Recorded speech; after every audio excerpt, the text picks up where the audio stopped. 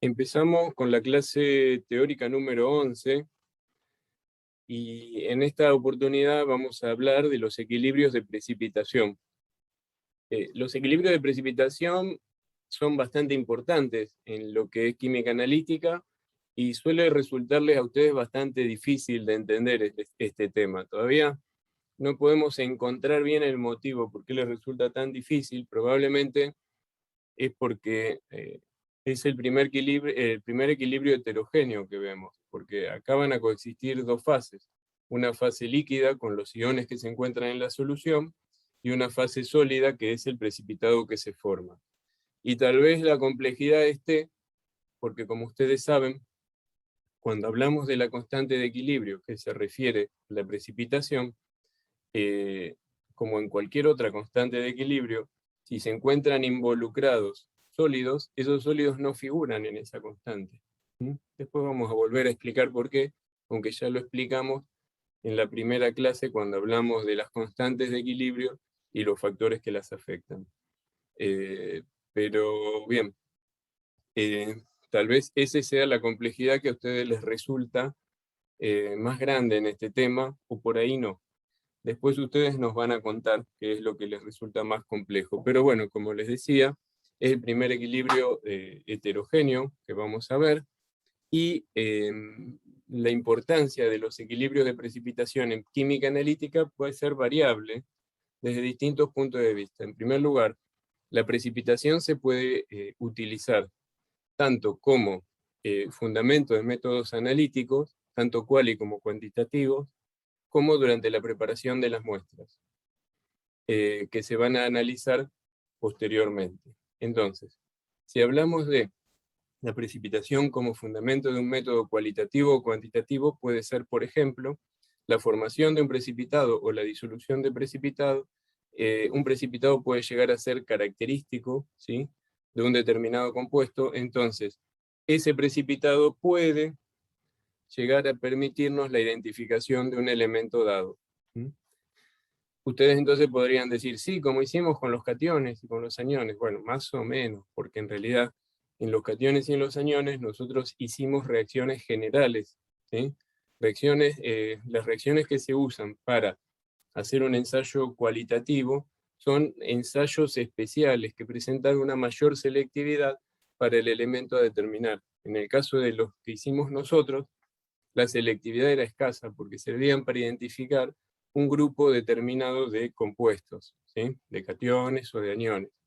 Servían, no sé cómo lo dije, servían para reaccionar, no identificar ni nada por el estilo, porque en realidad los reactivos generales, una reacción sola de un reactivo general, es muy extraño que me sirva para identificar un compuesto. Entonces, muchas de esas reacciones coincidían en generar precipitados, ¿sí?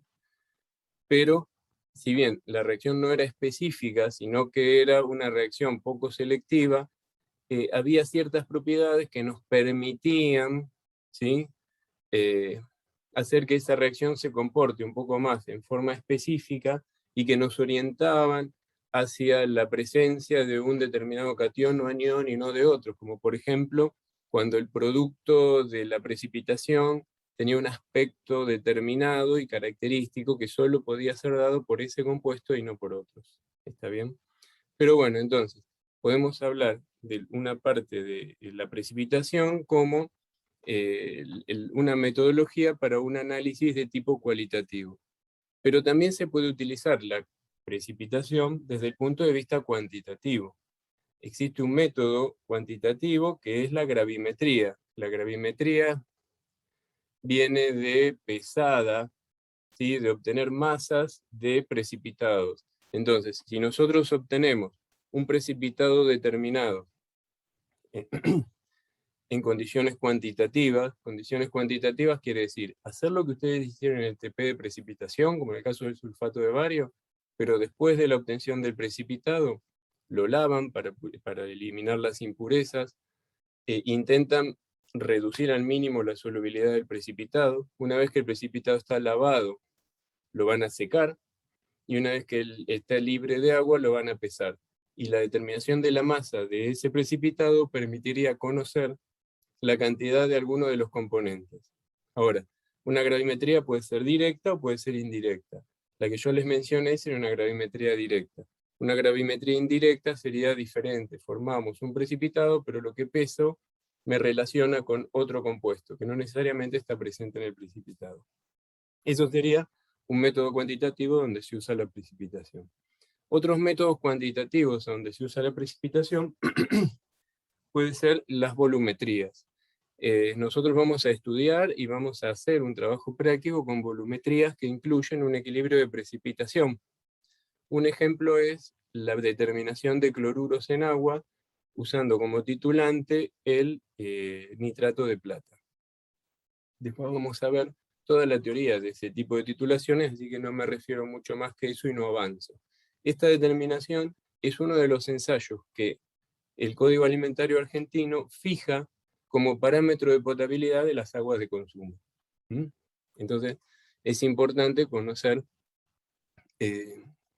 los fundamentos de esta precipitación. También esta precipitación aplica a otros elementos, como por ejemplo el cloruro, el bromuro, el tiocianato. ¿Se acuerdan todos los que precipitaban con plata? Todos los aniones que precipitaban con plata. Todos esos, la mayoría de esos, perdón, todos no. Los halogenuros y el tiocianato pueden ser determinados por volumetrías por precipitación con nitrato de plata, y ese tipo de volumetría se denomina argentimetrías. Otra aplicabilidad de las argentimetrías puede llegar a tener en el caso de la determinación de cloruros en un queso. A veces uno quiere saber qué cantidad de sal se le agregó al queso, ¿sí?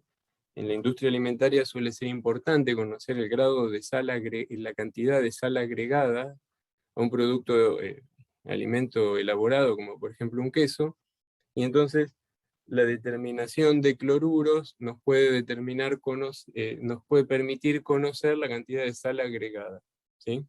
Aunque bueno, si después vamos a hilar un poco más fino, podemos saber que el calcio también se agrega como cloruro de calcio en la elaboración de quesos, entonces la determinación no es del todo precisa, pero puede ser una especie de aproximación, y de hecho es una técnica OAC, es una técnica oficial para determinar la cantidad de sal agregada. También dijimos que se puede utilizar la precipitación en la preparación de muestras, ¿sí? ¿De qué manera? En la preparación de muestras para ser utilizadas en análisis posterior. ¿Y de qué manera esto puede servir? Puede servir porque puede ser interesante precipitar el analito para aislarlo de una matriz determinada, o lo que precipitamos puede llegar a ser los interferentes del analito para separarlos, ¿sí? O no necesariamente interferentes, pero otros componentes de la matriz que pueden llegar a resultar indeseables si es que se encuentran presentes en esa muestra, ¿sí? Y bueno, y finalmente, que se encuentra dentro de la precipitación, está la precipitación fraccionada, a donde dos compuestos que precipitan con un mismo reactivo, pero que presentan diferente solubilidad, pueden separarse, ¿sí? Si se genera una precipitación fraccionada, a donde primero precipitará el más insoluble, y luego precipitará el que presenta mayor solubilidad. Bueno, eso lo vamos a ver en detalle en la clase que viene. Pero bueno, un poco estas serían las aplicaciones o la importancia del equilibrio de precipitación en química analítica. No sé si tienen alguna pregunta hasta acá o avanzamos un poquitito más.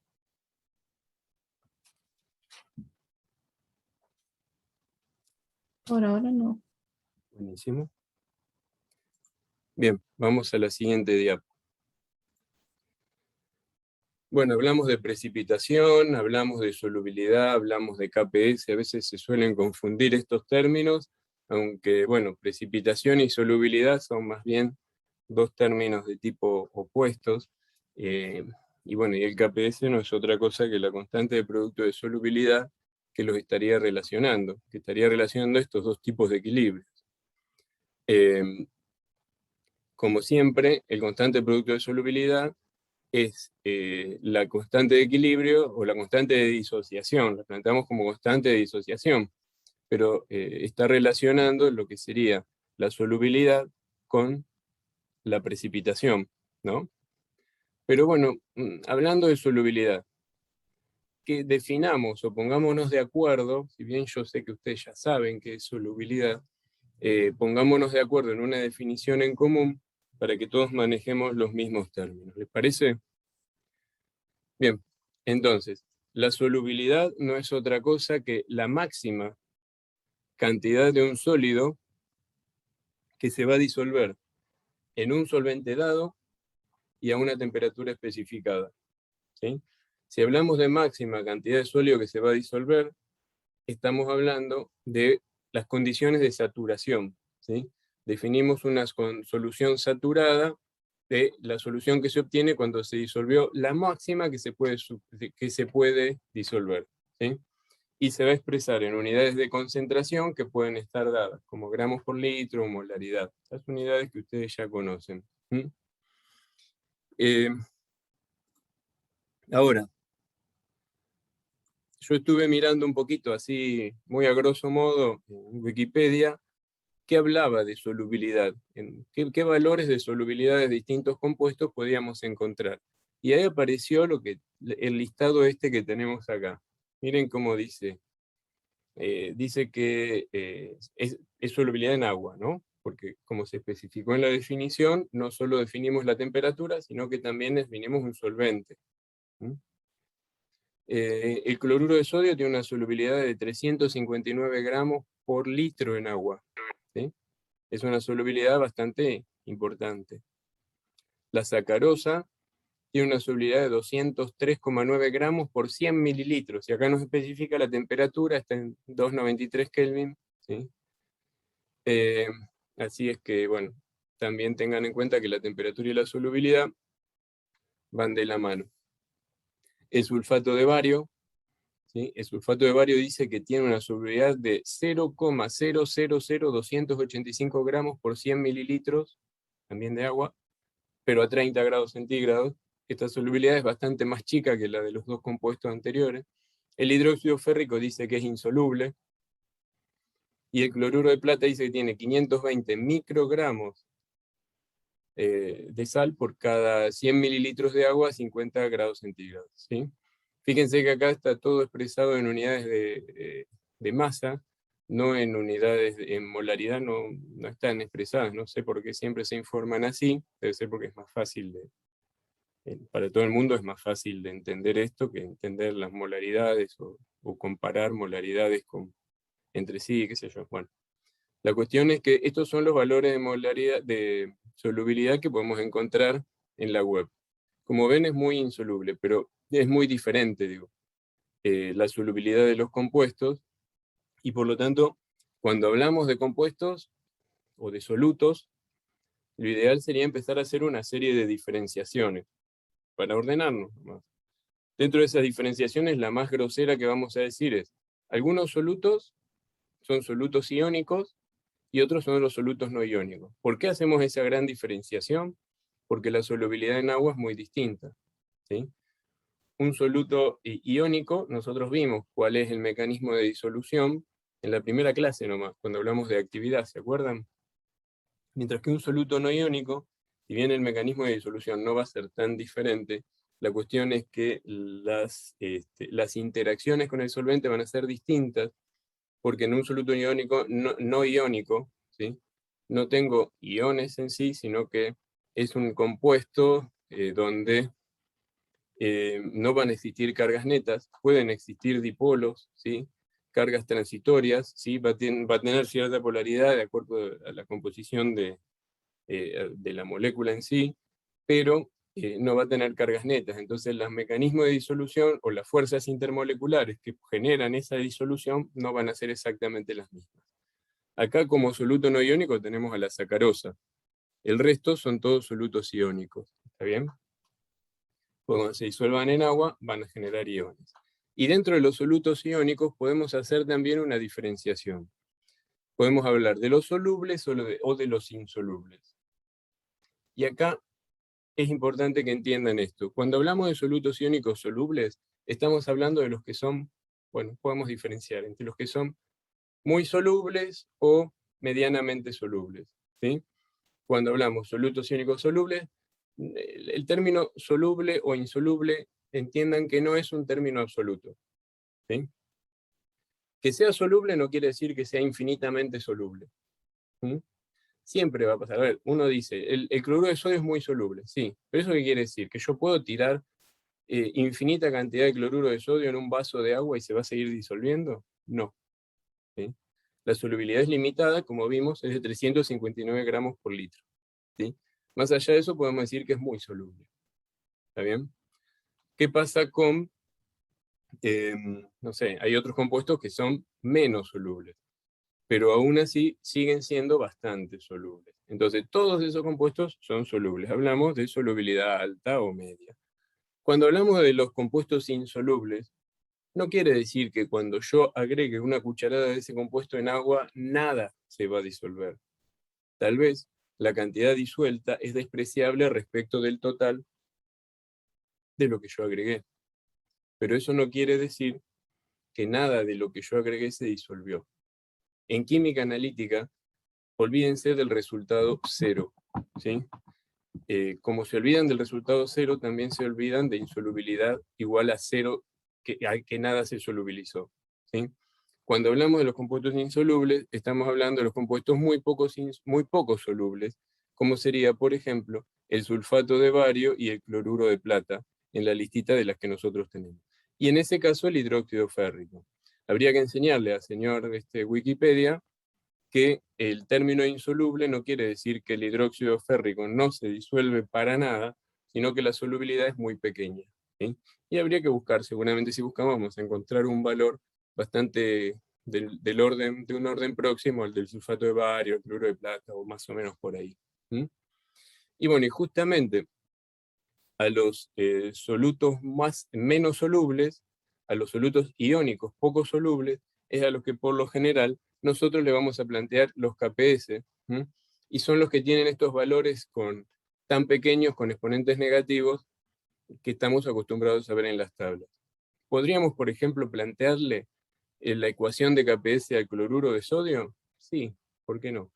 Probablemente el KPS del cloruro de sodio va a tener un valor alto. ¿Sí? Tal vez hasta el exponente no sea negativo, vaya a saber. Pero el planteo del KPS cloruro de sodio podría darse porque perfectamente aplica.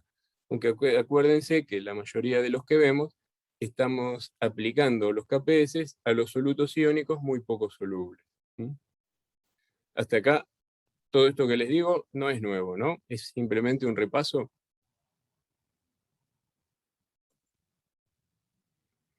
Bien, me estoy acostumbrando a hablar y contestarme solo porque nunca me responden. El KPS, como dijimos, su nombre es la constante del producto de solubilidad. Esta constante del producto de solubilidad no es otra cosa que la constante de equilibrio cuando un soluto iónico sólido se encuentra en equilibrio con sus iones en una solución acuosa saturada. ¿Está bien? Recuerden, soluto iónico sólido en equilibrio con sus iones en una solución acuosa saturada. ¿Está bien? ¿Y cómo se plantea el KPS? Y bueno, como el producto de las concentraciones molares de los iones que participan en el equilibrio, cada una de esas concentraciones es elevado a un coeficiente estequiométrico que es el que se origina en la ecuación de equilibrio químico, ¿no? Y bueno, ¿cómo planteamos un ejemplo de ecuación de KPS? Supongamos que tenemos un electrolito poco soluble como el cloruro de plata. ¿Vieron que tenía 520 microgramos por 100 mililitros de agua? Bien. Entonces el cloruro de plata va a dar planteamos siempre doble flecha, obviamente, va a generar platas más cloruros, la concentración y el KPS se va a expresar como la concentración molar de plata multiplicada por la concentración molar de cloruro, dividido la concentración molar de cloruro de plata. Como los coeficientes de la ecuación para la plata y para el cloruro es 1, entonces tanto la plata como el cloruro van elevado a la 1, digamos que la ecuación se simplifica bastante. Y respecto del sólido, que es el cloruro de plata, no está mal escribirlo en el denominador, pero sabemos que cuando expresamos las concentraciones en las constantes de equilibrio, tanto los iones en solución se escriben en molaridad y el estado estándar para la molaridad es 1 molar, así que si nosotros relacionamos la concentración del ion con el estado estándar, entonces quedaría la concentración molar de la plata más sobre 1 molar es igual a la concentración molar de la plata más.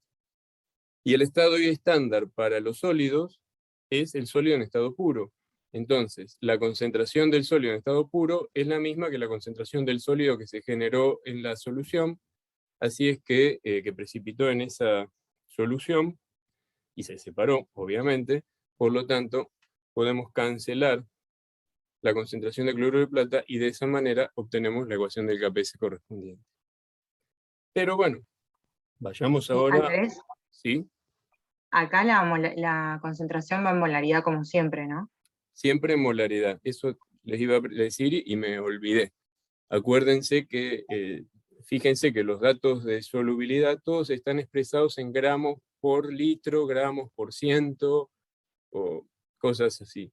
Pero cuando escribimos la constante de producto de solubilidad, fíjense que yo a los iones los escribí entre corchetes, y eso está indicando molaridades. Como en todas las constantes de equilibrio, las concentraciones se escriben en molaridad, ni siquiera en normalidad, ojo, en molaridad tiene que estar, ¿sí? Bien. Andrés, ¿puedes volver Sí. a explicar por qué despreciaste el cloruro de plata ahí abajo? Claro, acuérdense que los sólidos en las constantes de equilibrio no se escriben. ¿Por qué? Porque cuando escribimos las sustancias en una constante de equilibrio, la relacionamos con la sustancia en el estado puro.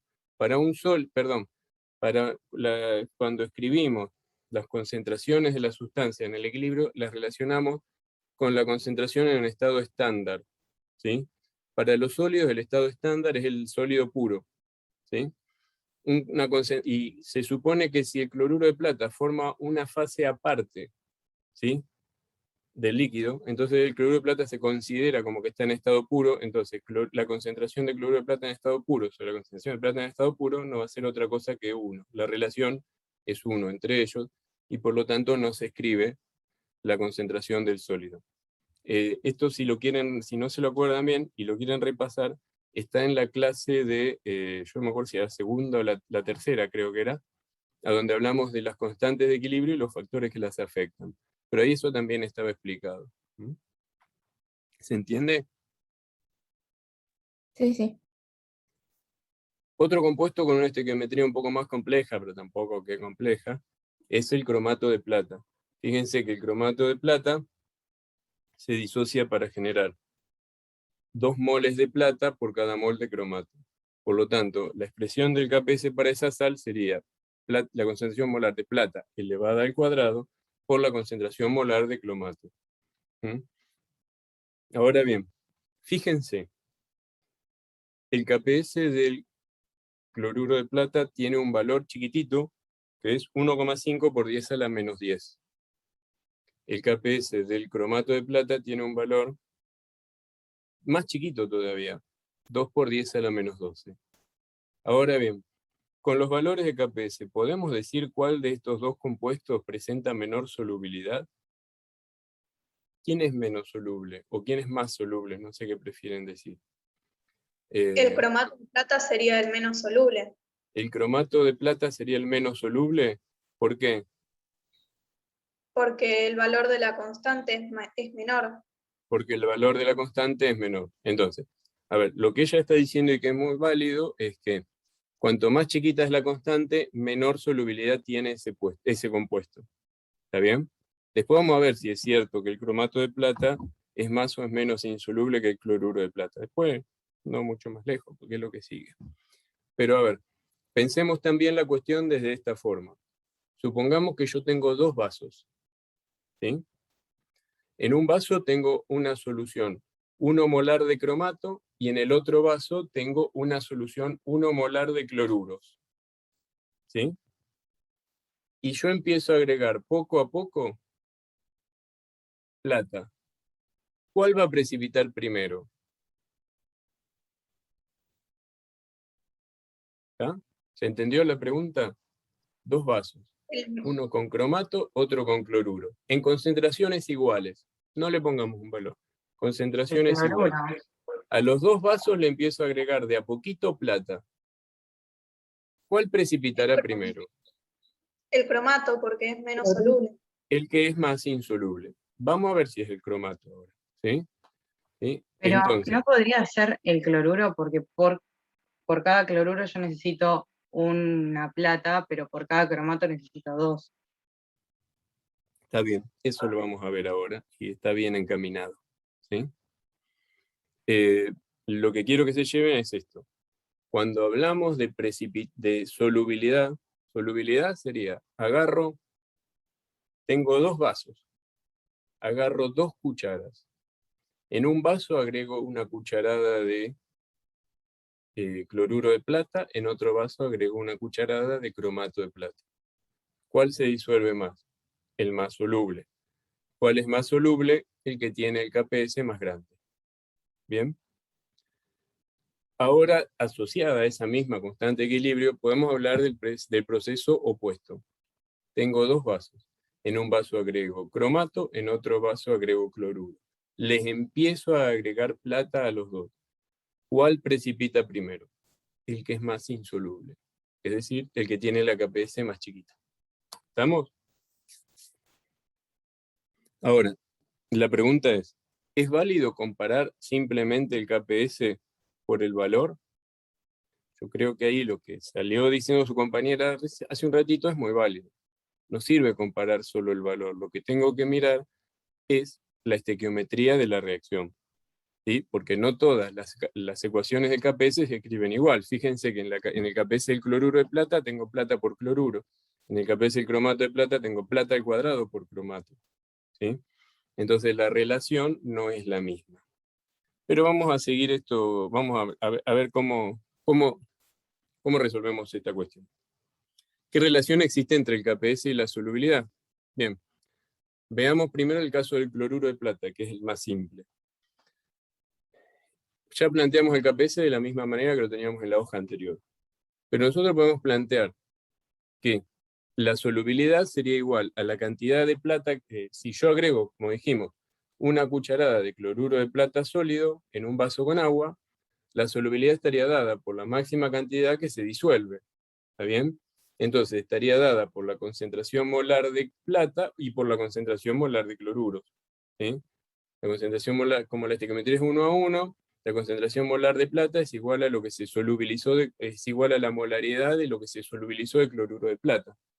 Entonces podríamos escribir la solubilidad como S y decir que para el caso de la plata, para el cloruro de plata tenemos que plata vale S y cloruro también tiene un valor igual a solubilidad.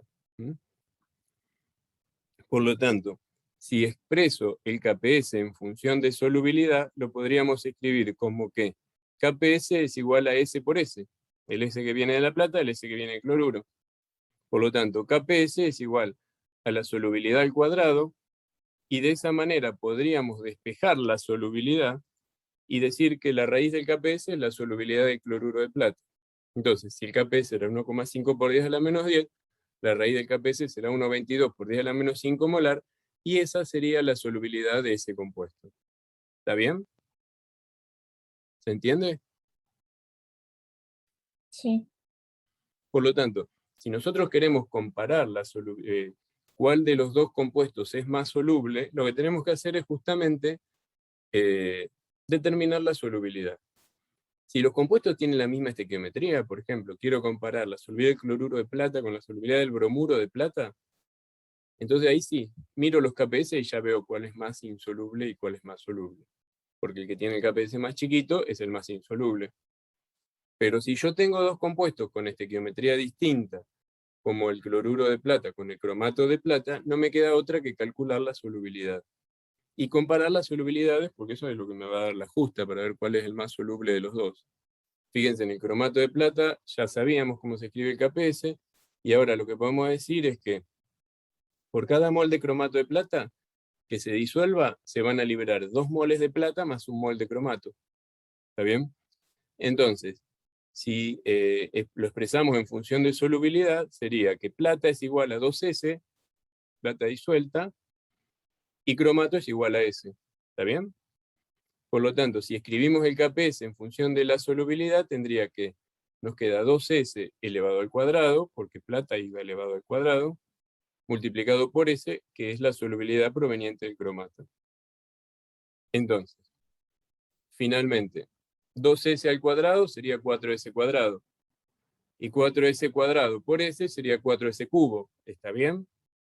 Si me quedo con 4S cubo y despejo solubilidad, eso sería que solubilidad es igual a la raíz cúbica del KPS del cromato de plata dividido 4. ¿Están de acuerdo?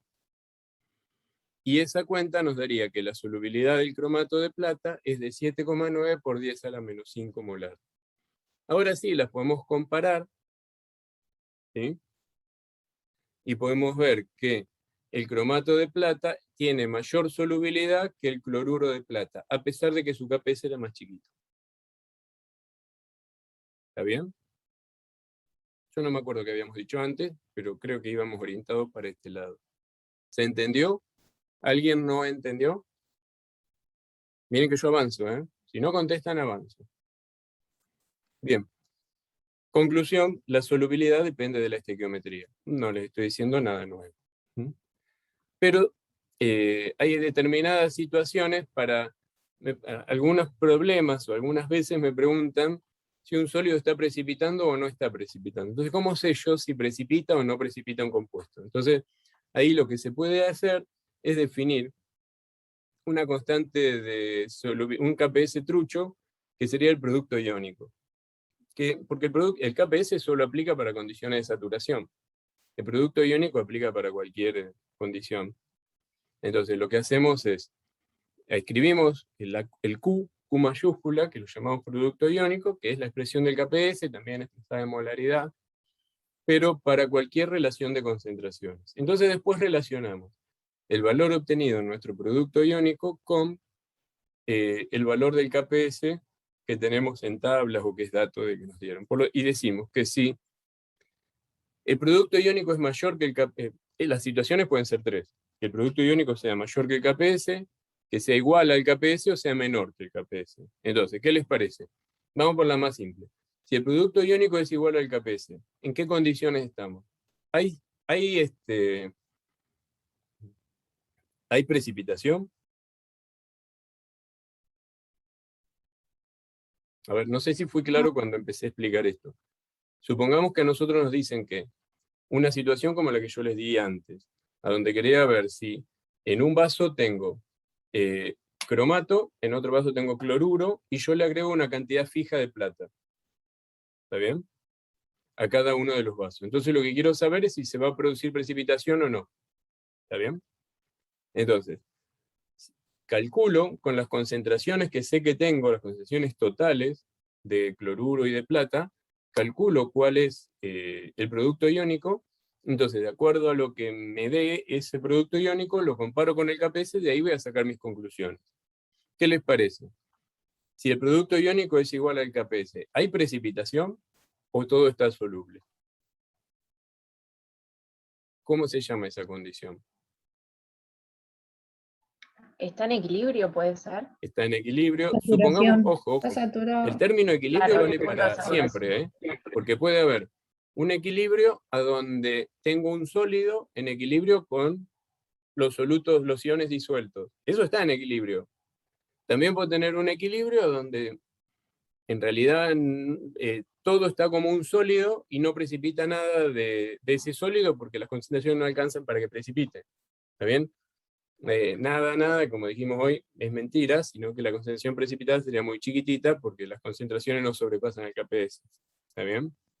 Pero, a ver, si el producto iónico es igual al KPS, estamos en las condiciones de saturación. ¿Está bien? Estamos en las condiciones del KPS.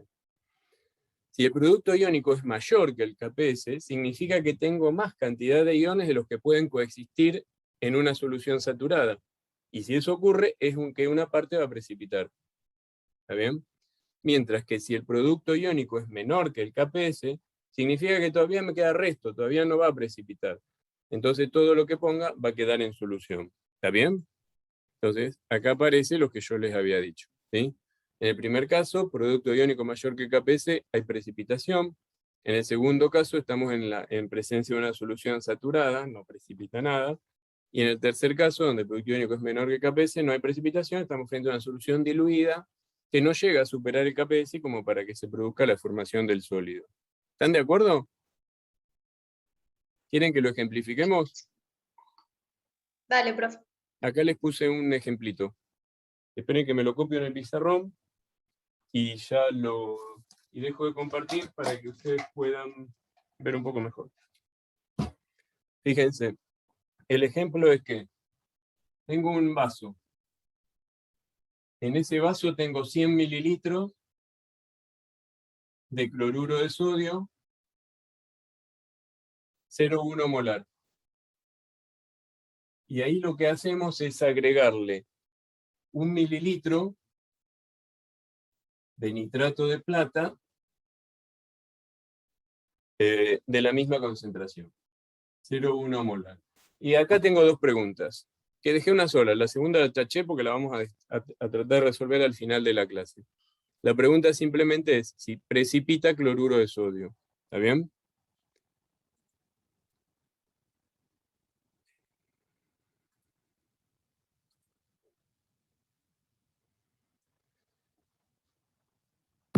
A ver si se ve lo que escribí. Se ve más o menos lo que escribí en el pizarrón, ¿no? Sí, se ¿Qué ve. les parece? ¿Cómo resolvemos esto? Decimos que el KPS del cloruro de plata es igual a 1,5 por 10 a la menos 10. ¿Mm?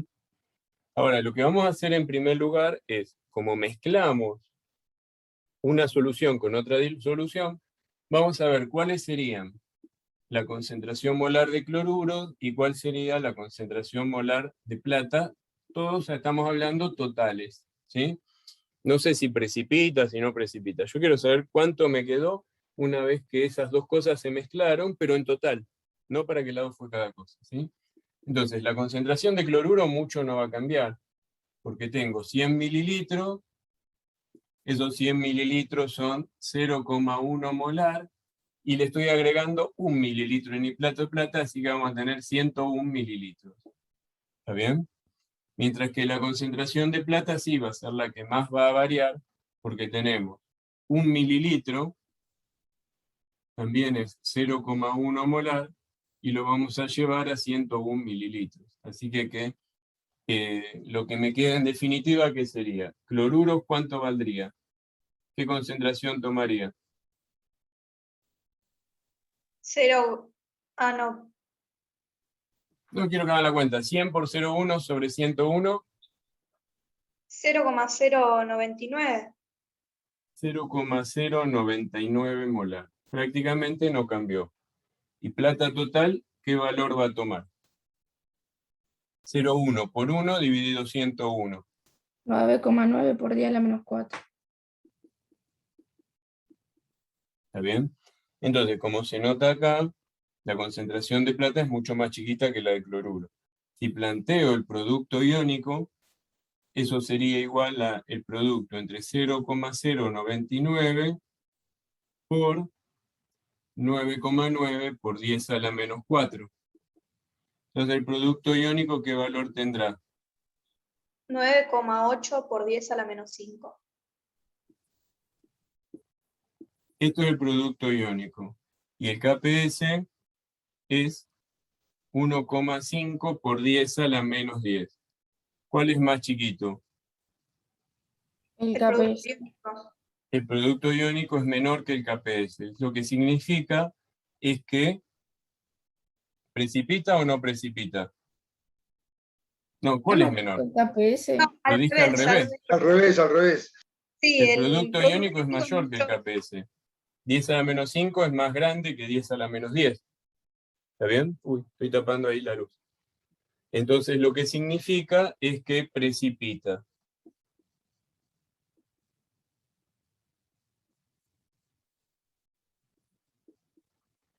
Que precipita el cloruro de plata, ¿no?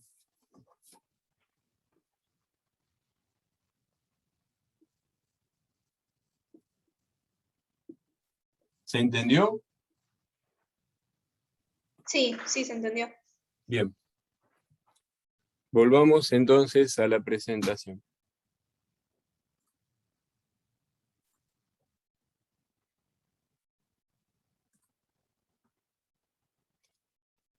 Si esto está claro, después, bueno, nos quedaría saber cuánto precipitó. ¿Está bien? Pero eso lo vamos a hacer un poquitito más adelante, porque a esta altura todavía es medio complejo para hacer. Lo que vamos a ver a partir de ahora es algunos factores que van a afectar la solubilidad de los precipitados. Ya casi ustedes los conocen, ¿m? Pero vamos a hacer un repasito de los factores que afectan la solubilidad del precipitado. Fíjense que acá tenemos Andrés, un listado, sí. tengo una pregunta. Decime. Con tener el valor de S, ¿contra qué lo comparo como para decir que tiene solubilidad alta, media? Eh, Muy buena pregunta, pero no te la sé responder porque no tengo los límites. Ayer estuve viendo unas tablas para definir si la solubilidad es alta o es baja, pero no me quedé con ninguna. Busco y después te digo, ¿sí? Para la clase que viene te prometo una tabla. Dale, En gracias. realidad, de los que estaban en la tabla, de los compuestos que yo les di, tanto el cloruro de sodio como creo que estaba el cloruro de sodio, bueno, la sacarosa, tenían solubilidades altas. Los demás, como el sulfato de bario, el hidróxido férrico y el cloruro de plata, tienen solubilidad baja. Esas son solubilidades muy chiquitas, ¿sí? Pero te prometo que para el miércoles, hoy es miércoles, para el lunes busco una tabla para decir cuál es la solubilidad grande, chica, media, ¿sí? Porque hay algunas. ¿Sí? Bien, Dale, gracias. dentro de los factores que afectan a la solubilidad de los precipitados podemos enumerar estos 6, pero no son los únicos.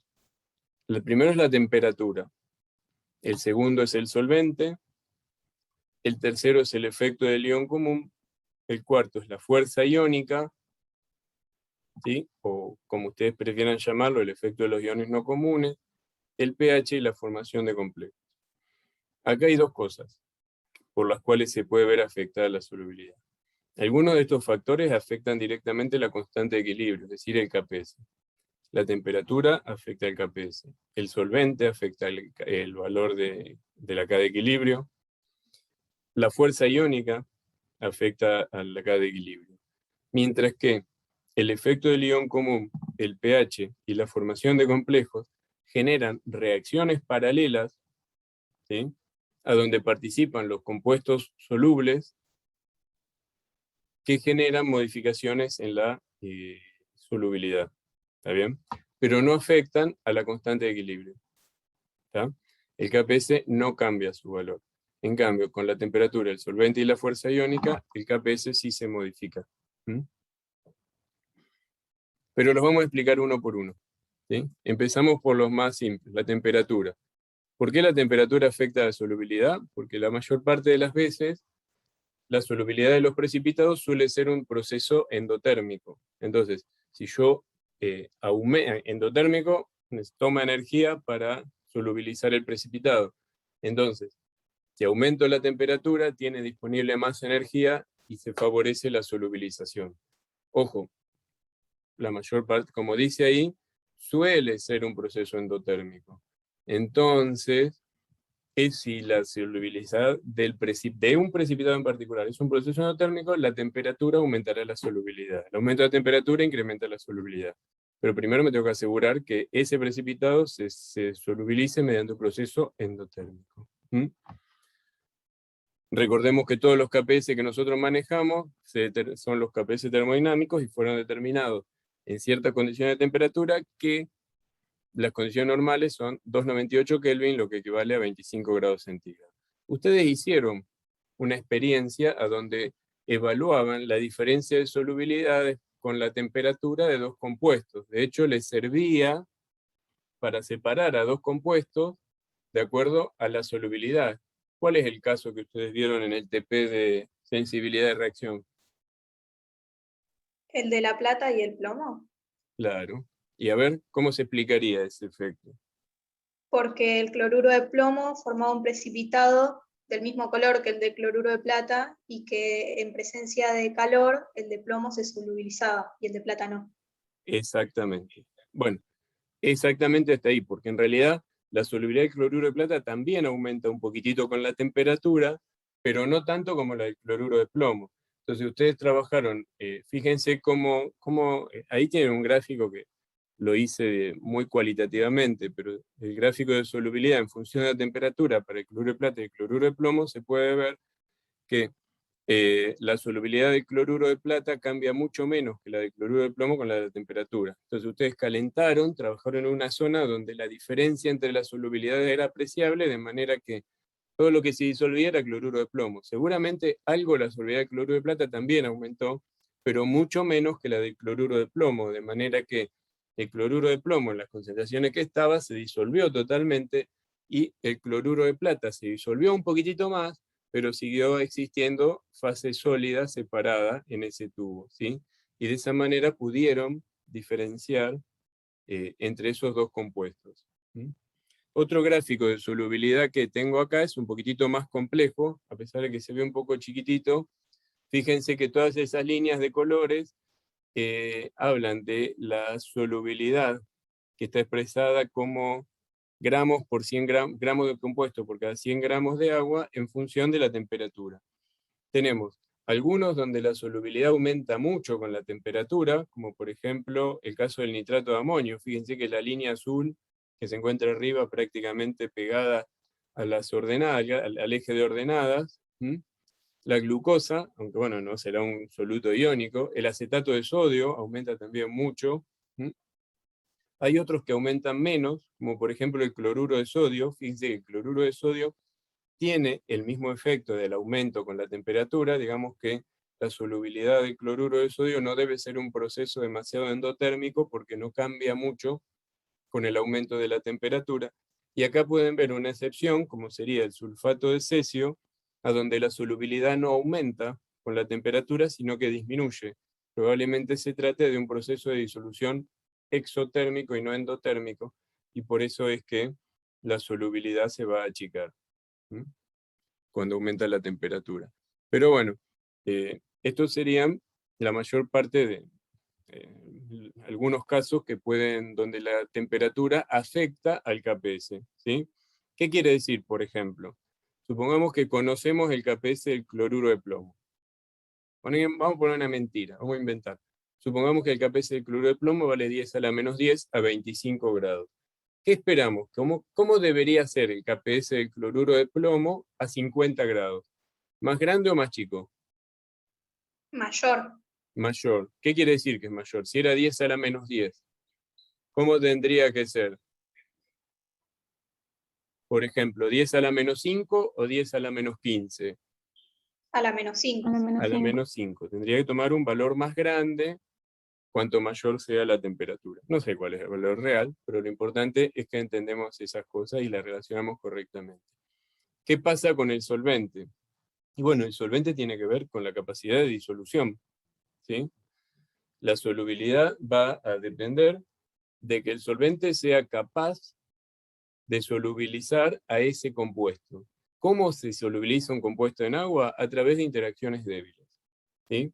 Como los solutos son solutos no iónicos, van a tener carga neta. Esa carga neta va a hacer que, bueno, ya saben cómo se solubiliza, porque se orientan las moléculas de agua de hidratación, de acuerdo si es un soluto catiónico o aniónico, de una forma u otra, se forma una esfera de agua de hidratación. ¿Sí? Pero bueno, la cuestión es que el solvente va a disolver a los compuestos iónicos. Y la solubilidad sea mayor cuanto más similar sea el compuesto a disolver en el solvente que estamos utilizando. ¿Sí? En orgánica, se suele decir la primera clase nomás, cuando evaluamos la solubilidad de los compuestos, que lo similar disuelve a lo similar. Entonces, un compuesto muy polar, un compuesto iónico o un compuesto excesivamente polar, se va a disolver en un solvente muy polar. Y de hecho el agua es el solvente más polar que existe. ¿Está bien? Mientras que un compuesto muy poco polar se va a disolver en un solvente poco polar. Y de ahí, ojo, pero acá pasa lo mismo que hablábamos de hoy. absolutamente polar o absolutamente no polar no es, ¿sí? Hay cosas muy polares, hay cosas muy no polares y hay cosas de polaridad intermedia. Entonces, hay para todos los gustos, hay compuestos muy polares que se disolverán en solventes muy polares, la solubilidad en solvente de polaridad intermedia será menor y la solubilidad en solventes de polaridad baja será muy chiquitita o despreciable prácticamente. Entonces, con los solutos iónicos, los solventes muy polares son los que son capaces de disolverlos, ¿sí? Y la solubilidad va a aumentar, como dijimos, con el aumento de la polaridad del solvente. Lo que se dice es que a mayor constante dieléctrica del solvente, mayor será la solubilidad de los solutos iónicos. Hay una tablita, acá les puse 3 nada más, donde podemos ver la constante dieléctrica del agua, del metanol y del etanol. ¿Se acuerdan, no? Metanol, carbono, hidrógeno 3, oxígeno, hidrógeno. Etanol, carbono, hidrógeno 3, carbono, hidrógeno 2, oxígeno, hidrógeno. ¿Está bien? Entonces, la constante dieléctrica sería, la más grande es la del agua, 78,5. Después está la del metanol, que es de 32,6, y la del etanol, que es mucho más baja, que baja a 24. Por lo tanto, es de esperar que un soluto iónico tenga mucha mayor solubilidad en agua que en etanol. Y de hecho es lo que ocurre, fíjense. Acá hay una tablita que les puse acá a la derecha, donde el cloruro de sodio en agua tiene una solubilidad expresada en gramos por ciento de 35,9. Mientras que en etanol, que tiene una constante dieléctrica mucho más baja, lo que significa que es mucho menos polar, la solubilidad del cloruro de sodio va a ser menor a 0,01. ¿Sí? Y con el cloruro de calcio pasa algo parecido. En agua solubiliza 71,5 gramos por cada 100 gramos de agua, para 100 gramos de solvente, mientras que en etanol solubiliza menos de 0,01 gramos. No pasa lo mismo con el yodo, ¿sí? Fíjense que el yodo en agua se solubiliza en 0,03 gramos por ciento, mientras que en etanol se solubiliza en 20,5%. Entonces, ¿qué pasa? ¿Está todo mal lo que expliqué? ¿Qué opinan ustedes?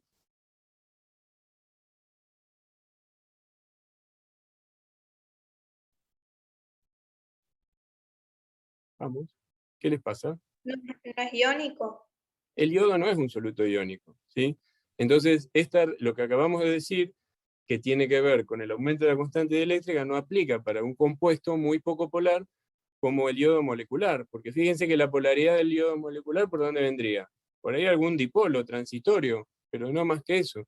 El yodo es una molécula, no tiene carga, los dos tienen la misma electroneutralidad, entonces no podemos hablar de una molécula polar, ¿está bien? Entonces, es un líquido, sí, puede estar en estado líquido, tiene una solubilidad muy bajita en agua, pero no es un compuesto polar. Entonces lo que dijimos nosotros va para los solutos polares, ¿sí? Ni siquiera aplica para los solutos no polares, para los solutos no iónicos, como por ejemplo la sacarosa, aunque sabemos que la sacarosa tiene una solubilidad en agua mucho más grande que la de cloruro de sodio. Pero el mecanismo de disolución no es el mismo porque no tiene iones en solución. Efecto del ion común, pasamos al efecto del ion común. ¿Sí? En el efecto del ion común, Sí. es uno de los primeros a donde lo que tenemos es un equilibrio paralelo, ¿sí? La constante de equilibrio del KPS acá no cambia. Lo que pasa es que con el efecto del ion común varía la solubilidad justamente por las limitaciones que impone el KPS. A ver, ¿qué está diciendo esta diapo? Una sal es menos soluble si en la solución ya hay alguno de sus iones. Este efecto no es otra cosa que una aplicación del principio Le Chatelier. Y vamos a ver cómo lo aplicamos. ¿Sí? ¿Se entendió? Por el efecto del ion común, la solubilidad de las sales en solución disminuye. ¿Sí? Supongamos que tenemos que evaluar la solubilidad del sulfato de bario en presencia de cloruro de bario. ¿Sí? La sal poco soluble es el sulfato de bario. Ya vimos que tenía un KPS de 1,5 por 10 a la menos 10, me parece que vimos en una diapo anterior. El ion común sería el bario, ¿sí? Que proviene del cloruro de bario. El cloruro de bario es una sal, ¿cómo es? Muy soluble, muy poco soluble. ¿Qué dice la regla de solubilidad respecto de los cloruros? Todos los cloruros son solubles, salvo el cloruro de plata, plomo, mercurioso, y creo que está el de talio también, ¿no? Ahora, entonces el cloruro de bario, ¿qué quiere decir? ¿Que es absolutamente soluble? No, ojo, entonces ahí, cuando lean las reglas de solubilidad, ahora entiéndanlas de nuevo. Cuando dice todos los cloruros son solubles, ¿qué quiere decir? Que hay algunos que son muy solubles, mientras que los otros son muy poco solubles. ¿Está bien? En este caso, el sulfato de bario es muy poco soluble, el cloruro de bario es muy soluble. Entonces, cuando los representamos a través de equilibrio, planteo como que el sulfato de bario es al que le voy a plantear el KPS, ¿sí? El equilibrio es bastante simple, el KPS es bario por sulfato, y tiene un valor de 1,1 por 10 a la menos 10. Y la solubilidad será S, así que el KPS sería S al cuadrado, la raíz cuadrada del KPS me permite conocer la solubilidad en forma directa. Esa es la solubilidad en ausencia de cloruro de bario, en ausencia del ion común, ¿sí? Y es necesario calcularla porque así comparo qué pasa entre la solubilidad en ausencia de un ion común o la solubilidad en presencia de una cantidad determinada de ese ion. Ahora vamos a ver qué pasa cuando agrego cloruro de bario. Fíjense, hice una flechita, una flecha única. La flecha única no quiere decir que sea infinitamente soluble, sino que es muy soluble. ¿Está bien? Entonces, cloruro de bario, por cada mol de cloruro de bario que disuelva, se va a generar un mol de bario y 2 de cloruros. Así que si calculamos la solubilidad en presencia de cloruro de bario, la vamos a definir como una solubilidad prima, ¿sí? Pues ya la solubilidad no, va a cambiar respecto a la solubilidad en condiciones de saturación. ¿Está bien? Vamos a hablar de la solubilidad prima, porque es la que va a estar afectada por este ion común. A partir de ahora, siempre que recalculemos la solubilidad y que presente alguna diferencia con respecto a la solubilidad directa del compuesto en agua, la vamos a llamar como solubilidad prima. Planteamos balances de masas. Lo más fácil es, bueno, el sulfato, ¿qué balance de masa tiene? El sulfato solo va a venir de la solubilidad del sulfato de bario. ¿Está bien? Entonces, la solubilidad del sulfato sería S' y es igual a la concentración molar del sulfato. Pero respecto del bario no podemos decir lo mismo, porque el bario en esa solución va a provenir del bario que agregué, que viene del cloruro de bario, que todo lo que puse quedó como bario, ¿sí? Más el bario de la solubilidad del sulfato de bario, ¿está bien? Que sería la solubilidad prima, ¿está bien? Ahora, si nosotros ahora reemplazamos en el KPS, acá fíjense que lo que yo hice fue diferente a lo que dije, y acá apareció una liñita tachando a la solubilidad prima, ¿sí? A la solubilidad en el balance de masa al bario que proviene de la solubilidad de sulfato de bario. Porque como vimos, fíjense que la solubilidad era del orden del 10 a la menos 5. Nosotros sabemos que en presencia de un ion común la solubilidad se reduce más todavía. Entonces, si yo agregué cloruro de bario en una cantidad más o menos importante, como 0,1 molar, entonces 0,1 molar, y frente a una cantidad menor a 1 por 10 a la menos 5, digamos que ese valor va a ser despreciable.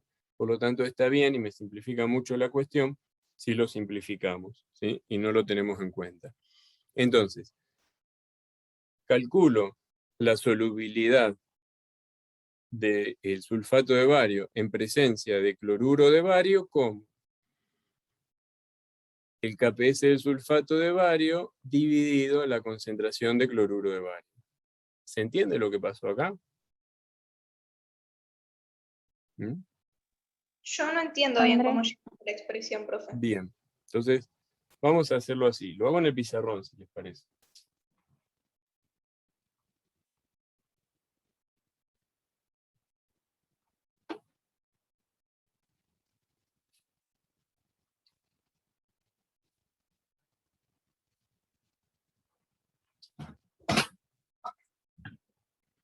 Me anoto los datos y dejo de compartir.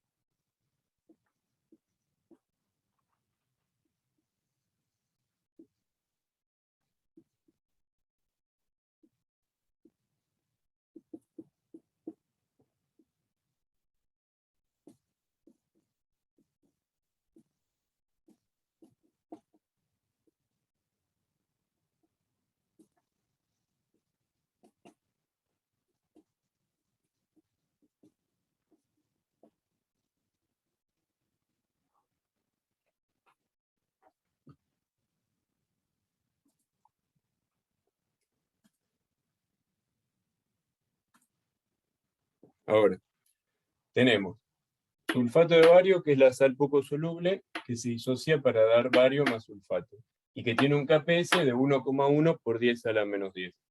Por otro lado tenemos la sal muy soluble, que sería el cloruro de bario, que se disocia dando bario más cloruro.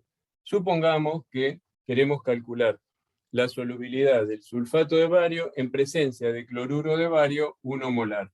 ¿Está bien? Vamos a poner una concentración más chica, 0,1 molar, para que no sea tan grande. ¿Está bien? Entonces, la solubilidad del sulfato de bario en ausencia de cloruro de bario la podemos determinar como que KPS es igual a S por S, ¿sí? Porque bario y sulfato se pueden asemejar a S, es decir, que la solubilidad sería la raíz cuadrada del KPS del sulfato de bario. ¿Sí? ¿Qué valor tomaría la solubilidad en este caso? ¿Me quieren decir? Porque no me acuerdo, es de 10 a la menos 5, pero no me acuerdo cuál es el número. 1,05. 1,05 por 10 a la menos 5. Ahora vamos a ver qué le pasa a esta solubilidad cuando aparte le agrego 0,1 molar de cloruro de bario. ¿Está bien? Y ahí es donde decimos, bueno, vamos a plantear los balances. Entonces decimos, ¿balance de qué? Balance de masas. Dentro de los balances de masa, el del más simple es el del sulfato, porque el sulfato, con el agregado de este ion no común, no va a cambiar. El sulfato va a ser igual a la solubilidad prima, solo va a venir de la solubilidad del sulfato de bario. Pero en el caso del bario, tengo que una parte va a venir de lo que agregué, ¿sí? Sería 0,1 molar. Es decir, sería, si quieren, le podemos poner que esto es igual a la concentración molar de cloruro de bario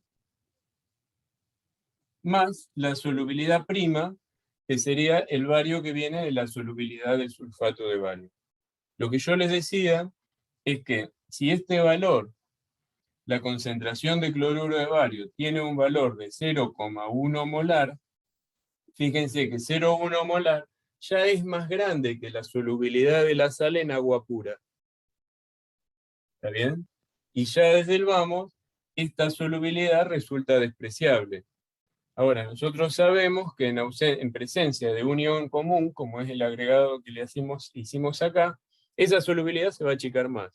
Entonces, si en agua pura es despreciable, en estas condiciones, más despreciable va a ser todavía. Y después lo vamos a comprobar. Entonces, si reemplazo ahora esto en el KPS, ¿cómo quedaría? Que KPS va a ser igual a el bario al sulfato, perdón, que sulfato es S', multiplicado por bario. ¿Y bario a qué es igual? La concentración molar de bario es igual a 0,1 molar. ¿Está bien? Por lo tanto, ahora, si despejo solubilidad prima, eso será igual al KPS del sulfato de bario dividido 0,1 molar, que es la concentración de la sal agregada. Y el KPS era 1,1 por 10 a la menos 10. Significa que esto sería, esto dividido 0,1 será 10 a la menos 9, ¿no? 1,1 por 10 a la menos 9. Entonces, fíjense que la solubilidad, la nueva solubilidad en presencia de esta concentración de ion común, cambió del orden de 10 a la menos 5 al orden de 10 a la menos 9. Entonces el electrolito o la sal se solubiliza en mucha menor concentración en presencia del ion común bario que en su ausencia. ¿Está bien? ¿Se entendió? Sí, profe, perfecto. Gracias.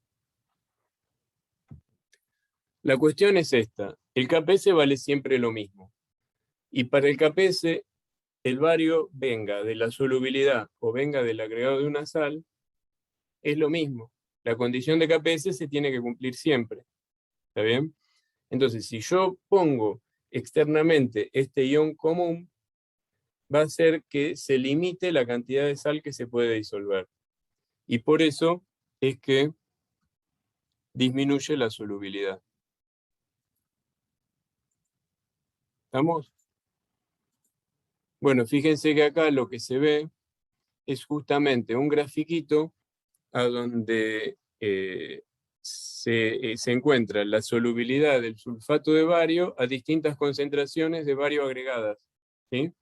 Entonces fíjense, acá la solubilidad en agua pura sería cuando la ordenada es 0. Ahí no se llega a ver porque no llega hasta ese valor.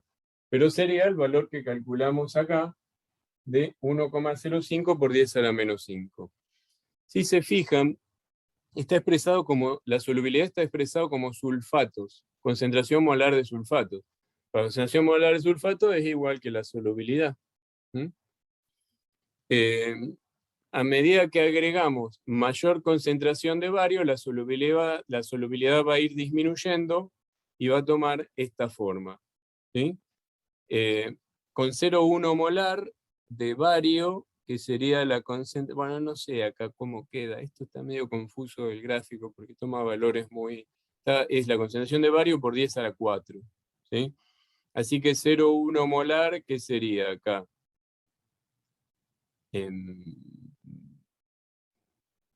10 a la 3, más o menos por acá, ¿no? Entre el 2 y 3, si no me equivoco, ¿sí? Así que tendría que estar en el orden de 10 a la 9, pero fíjense que acá también la concentración de sulfato está expresada medio raro porque es la concentración molar multiplicada por 10 a la 7. No importa. Yo quería ver si nada más nuestros resultados coincidían con lo que estaba graficado, pero lo dejamos pasar. Otro ejemplo de efecto de León común tiene que ver con la solubilidad del cloruro de plata en presencia de cloruro de sodio. Pero bueno, acá hay dos efectos. En la primera zona se explica por la presencia del ion común. En la segunda zona la cuestión cambia y es algo que después lo vamos a seguir explicando un poquitito más adelante, pero como pueden ver, la solubilidad del cloruro de plata en presencia de cloruro de sodio primero presenta un comportamiento muy parecido al del sulfato de bario, que la solubilidad a medida que aumenta la concentración de cloruro comienza a disminuir. La curva, la línea punteada sería el gráfico esperado si solo hubiera disminución de la solubilidad por efecto de León común. Pero la curva que se ve es distinta porque la solubilidad primero disminuye, pero para concentraciones de cloruro muy altas la solubilidad aumenta. Entonces, se explica de dos formas distintas. La disminución de la solubilidad se debe al efecto de León común, que es lo que nosotros explicamos en esta clase. El aumento de la solubilidad se debe a que el cloruro en concentraciones elevadas actúa como complejante y genera complejos que serían plata cloruro 2 con una carga negativa o una plata con 3 cloruros, donde ahí tendría dos cargas negativas que son complejos solubles y eso provocaría un aumento de la solubilidad del cloruro de plata. Pero que quede muy en claro que la disminución de la solubilidad es efecto del ion común. El aumento de la solubilidad no es ion común, es complejación. ¿Sí? Porque aparte, el cloruro en concentraciones elevadas genera complejos con la plata. ¿Mm? Con la plata y con un montón más de cationes. ¿Sí? Bien. Otros factores que afectan la solubilidad. Vamos a la fuerza iónica. Esto lo pasamos medio rápido, porque la fuerza iónica la estudiamos en la teórica número 2. Pero bueno, reforcemos, porque la idea es que entiendan bien el concepto. Acuérdense que la fuerza iónica actuaba de dos formas. ¿Sí? Una podía ser haciendo que las actividades sean inferiores a las concentraciones, cuando hablamos de valores menores a 0,1 molar de fuerza iónica, u otra podría ser, para ese mismo intervalo de valores, que la fuerza iónica afecte, la presencia de los solutos iónicos disueltos afecta a las constantes de disociación, incrementando los equilibrios, favoreciendo los equilibrios de disociación.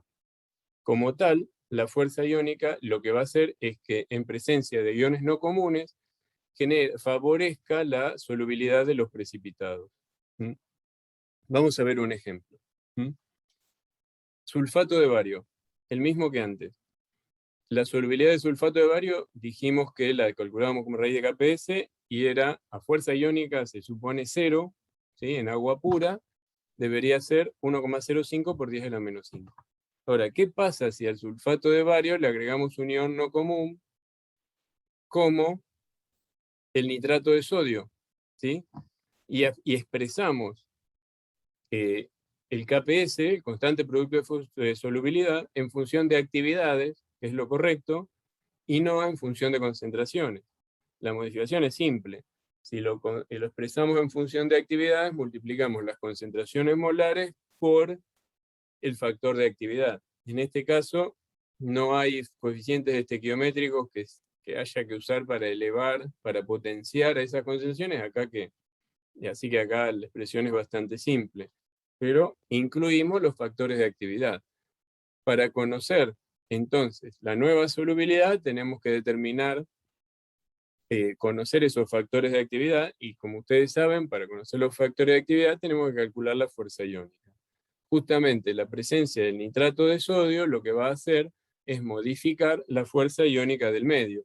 Entonces ahí, supongamos que esos iones no comunes están en una concentración de sal de 0,1 molar.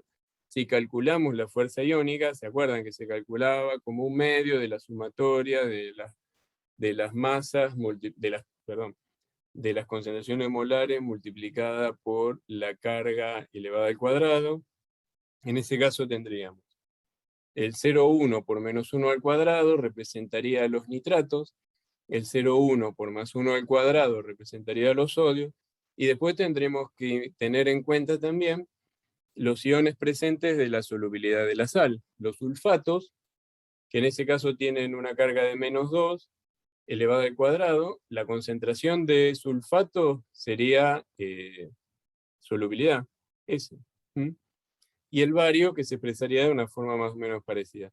La cuestión es que la solubilidad es muy chiquita.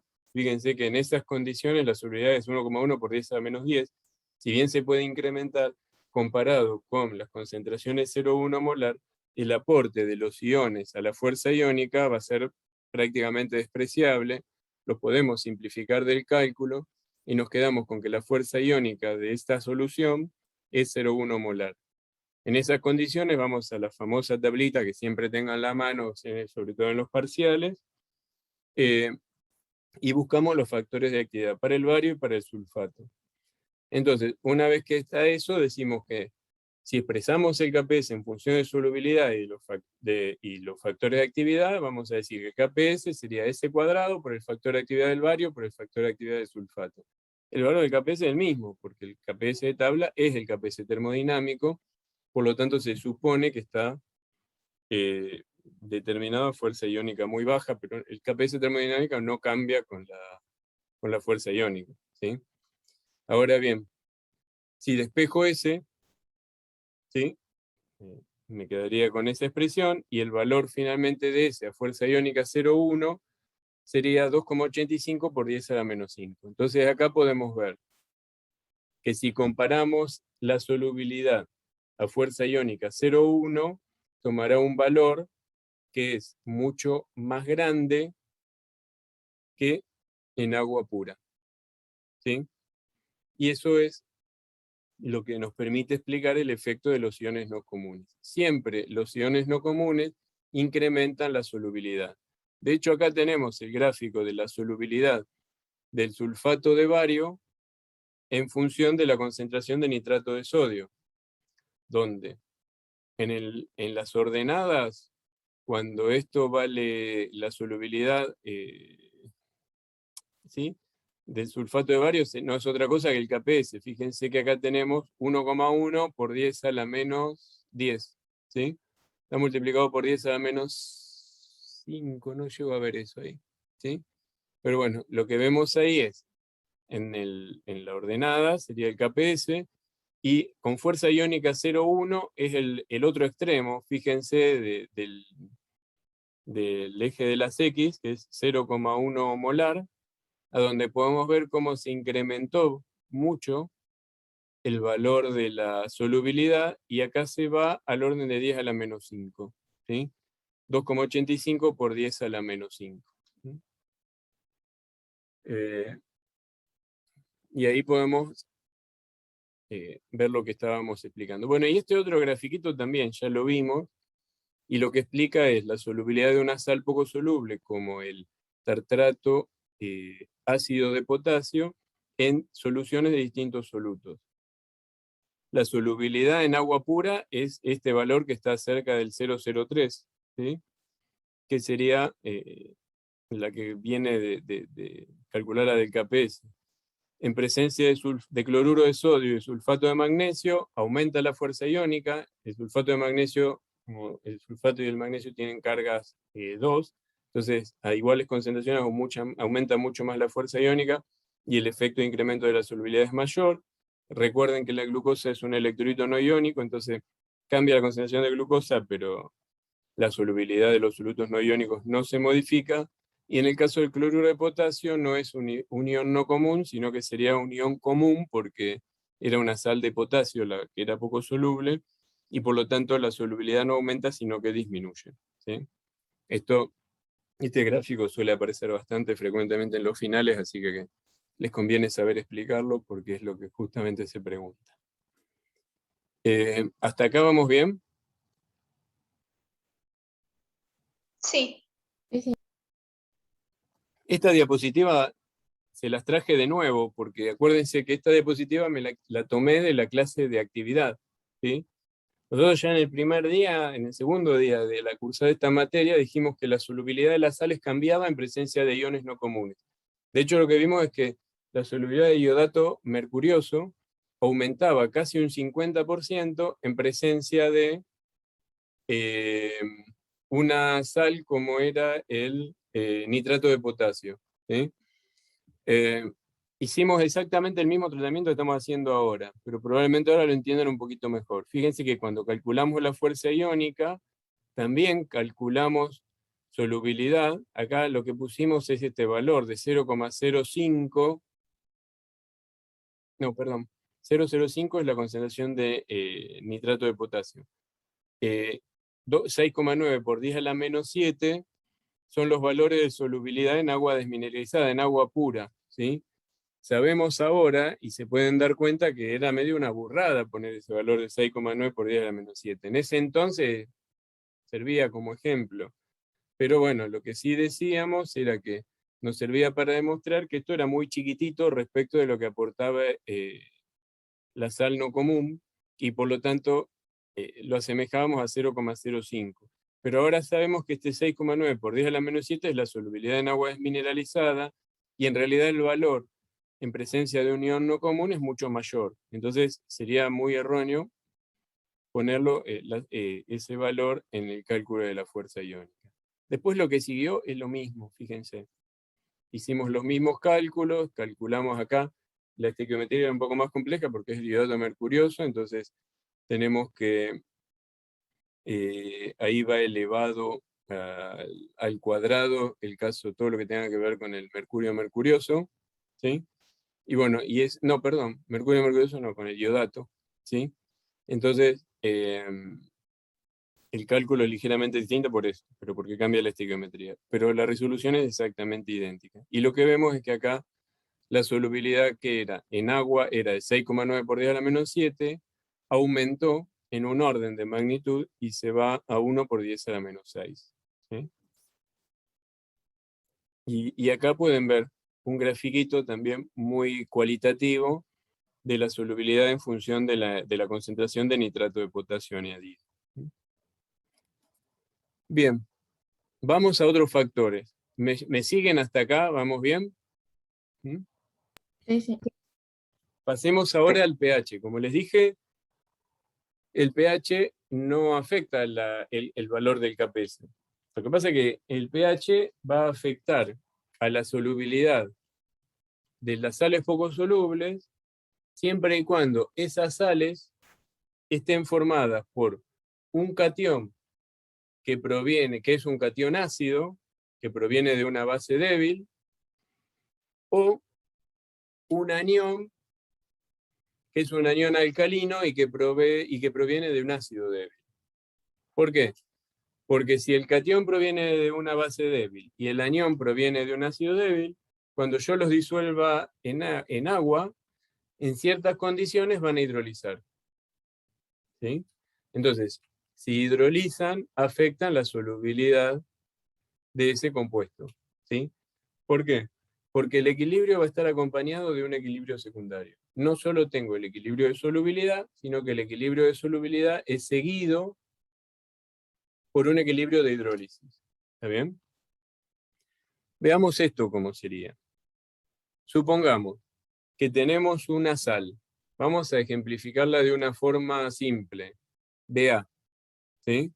Donde B es el catión y A menos A es el anión. ¿Mm? Donde la solubilidad en agua se puede determinar como S cuadrado. Fácil, hasta acá. Ahora, vamos a hacer dos suposiciones. Supongamos que B+ es un catión que hidroliza. ¿Está bien? Entonces, creo que a partir de acá vamos a seguir en el pizarrón, si les parece bien. ¿Mm?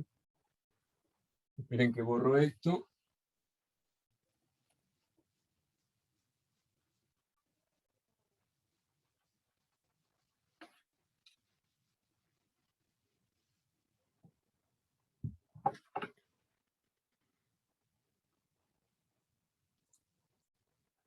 Me copio esta ecuacióncita. Tengo que BA se disocia para dar B+ más A menos, donde el KPS es igual a S cuadrado. ¿Mm? Y después lo que decimos es que si el catión hidroliza, entonces este catión B+, en presencia de agua, me va a dar BOH más protones. ¿Está bien? Y esto va a tener una constante de hidrólisis que será igual a Kwater sobre Kb, y esto va a ser igual a la concentración molar de BOH por protones sobre B+. ¿Está bien?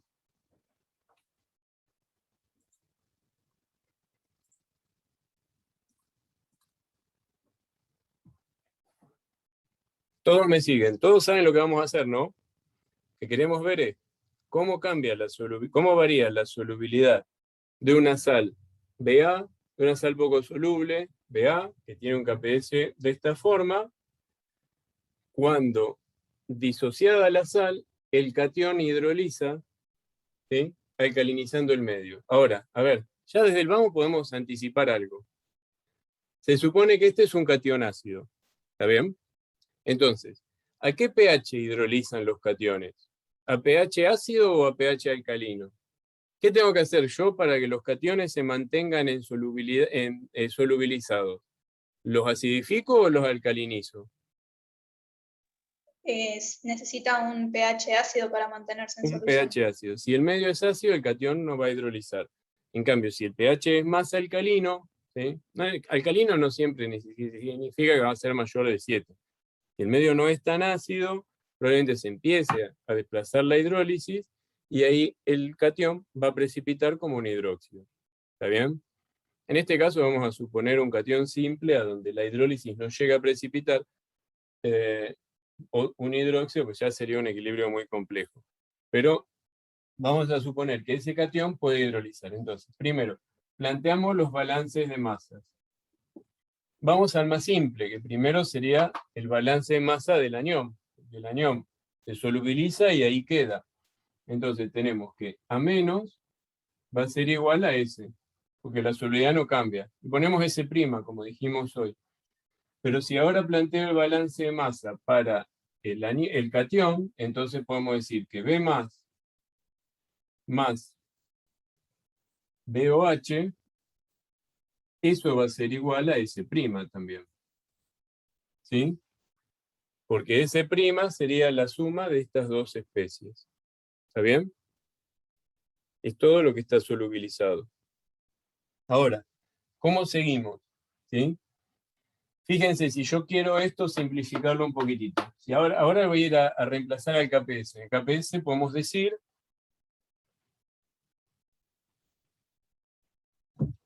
que esto sería A menos por B+.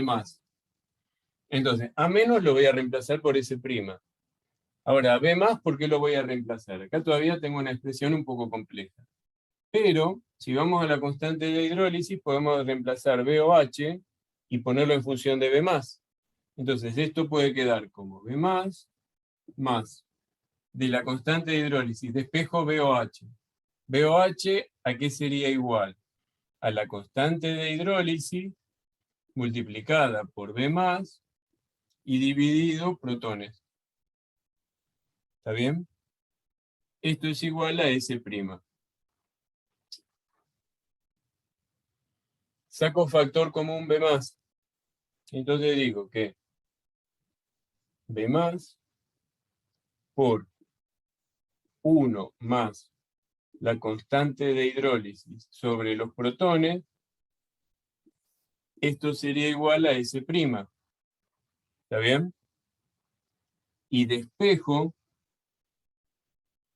B', perdón, B más, no se ve nada, se me agotó el marcador y no llegué a ir a comprar. Despejo B más, y acá me queda que sería igual a S' dividido 1 más la constante de hidrólisis sobre la concentración de protones. ¿Está bien? Hasta acá me siguieron, ¿no? Y ahora lo voy a reemplazar en el KPS. Díganme si se ve. KPS es igual a menos, que dijimos que es igual a S', por B más. Y B más es igual a S' dividido 1 más la constante de hidrólisis y dividido la concentración molar de protones. ¿Está bien? Sí. Ahí se ve un poquitito mejor. Si me siguieron hasta ahora, lo que vamos a hacer es despejar la solubilidad. Pero voy a borrar todo esto que tengo acá.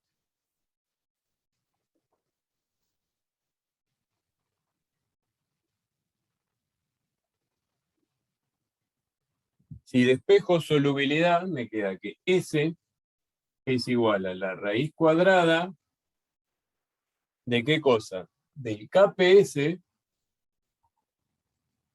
todo eso multiplicado por 1 más la constante de hidrólisis dividido la concentración de protones. ¿Está bien?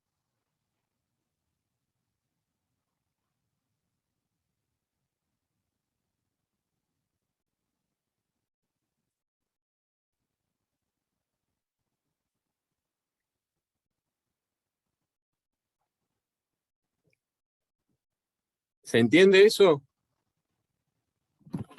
Sí, se entiende. Bien.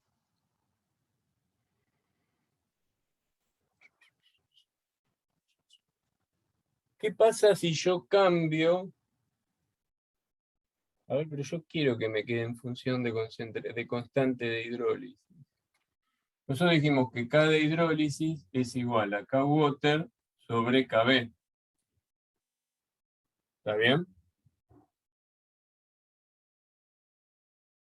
Entonces, esta expresión podría ser que S es igual a la raíz cuadrada de KPS por 1 más. Reemplazo en K de hidrólisis, digo que es K water sobre KB, todo esto por protones. ¿Y K water sobre protones qué es? Oxidrilos. Oxidrilo. Entonces esta ecuación sería lo mismo que escribirla también de esta forma.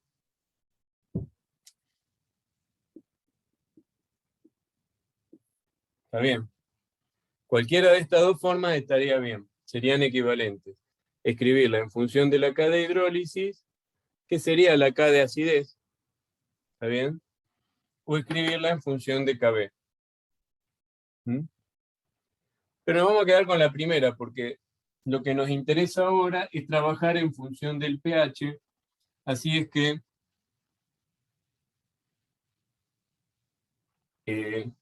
vamos a quedarnos con la de acá. ¿Se acuerdan que nosotros dijimos que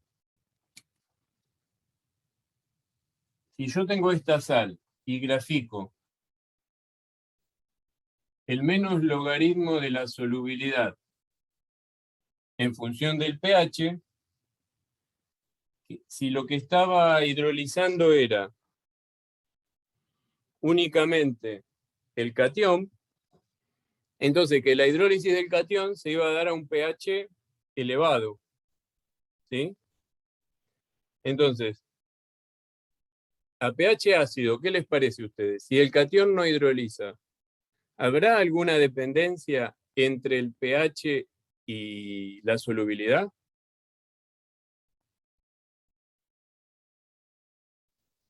Digamos, la solubilidad a un pH ácido, como no hidroliza ni el catión ni el anión, la solubilidad va a tener esta forma respecto de el pH. No va a cambiar, ¿sí? Sería una recta con pendiente cero. Pero cuando el catión empieza a hidrolizar, es decir, a partir de determinado pH, ahí es donde la solubilidad va a comenzar a aumentar. Entonces, la función va a tomar, que vamos a comenzar a tener es esta, es una recta con pendiente negativa, ¿sí? Como la que podemos ver acá. ¿Está? Ahora, ¿cómo explicamos? ¿Cómo relacionamos este dibujito con esto? ¿Sí? Entonces, en primer lugar, vamos a tratar de explicar la parte más simple. A pH ácido donde nada está hidrolizando. ¿Sí? Cuando el pH es muy ácido, ¿sí? Entonces, lo que ocurre es que la constante de hidrólisis, a ver, es difícil verlo como constante de acidez, pero la constante de hidrólisis sobre la concentración de protones cuando el pH es muy ácido, se hace un valor muy chiquitito. ¿Está bien? Entonces, primero, vamos a poner a pH, vamos a ordenarnos un poquito. pH ácido. Entonces, a pH ácido, la constante tenemos que 1 es mucho mayor que la constante de hidrólisis sobre la concentración de protones, ¿sí?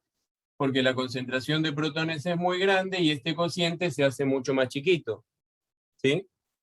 Por lo tanto, a ese pH ácido, fíjense, este valor es grande, este valor es prácticamente despreciable, lo que quedaría es que solubilidad es igual a la raíz cuadrada del KPS. Y por eso podemos tener esta expresión y tenemos una recta que no depende del pH, ¿sí? Un valor de solubilidad independiente del pH. ¿Sí? ¿Esta parte se entendió? Sí, sí. Bien. Ahora, ¿qué pasa? Este punto que yo no uní, que dejé así como que no sé bien qué pasa, porque la verdad es que es cierto, no se sabe del todo bien qué pasa. Este punto coincide cuando el valor de pH es igual al pK de hidrólisis, ¿sí? Donde el pK de hidrólisis no es otra cosa que la K de acidez del catión que está hidrolizando. ¿Está bien? Entonces, cuando este punto coincide con el pK de hidrólisis, significa que la concentración de protones, a ver, vamos a ordenarnos de nuevo, 2, donde K de hidrólisis es igual a la concentración de protones. ¿Está bien? Entonces, si la constante de hidrólisis es igual a la concentración de protones, significa que la solubilidad va a ser igual a la raíz cuadrada de 2 veces el KPS. ¿Por qué?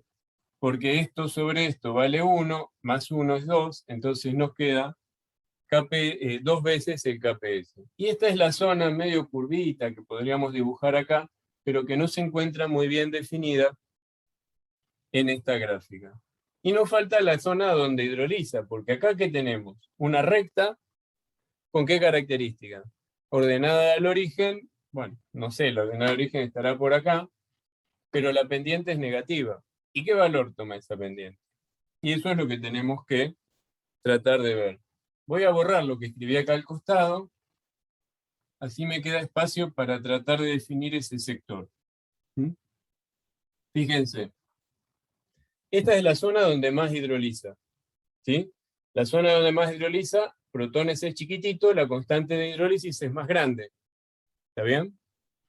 Entonces, ahí es a donde más importancia tiene la hidrólisis. ¿Mm? Pero si esta constante de hidrólisis es grande y protones es chiquitito, este 1, ¿sí?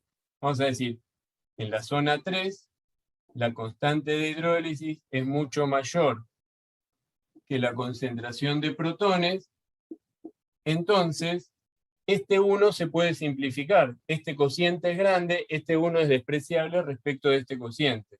Y me queda que la solubilidad es igual a la raíz cuadrada del KPS multiplicada por la constante de hidrólisis y dividido por la concentración de protones. ¿Mm? Pero acá lo que tengo, ¿cómo lo relaciono con esta ecuación? Porque acá yo tengo menos logaritmo de solubilidad en función del pH. Y acá yo tengo solubilidad en función de protones. Podríamos buscar una ecuación que relacione esas dos cosas. Para eso, ¿les parece que apliquemos logaritmo? ¿Me ayudan con esto que ustedes la tienen más fresquita que yo? Entonces decimos, en primer lugar, el logaritmo de la solubilidad, ¿a qué va a ser igual? ¿Qué hago con la raíz cuadrada?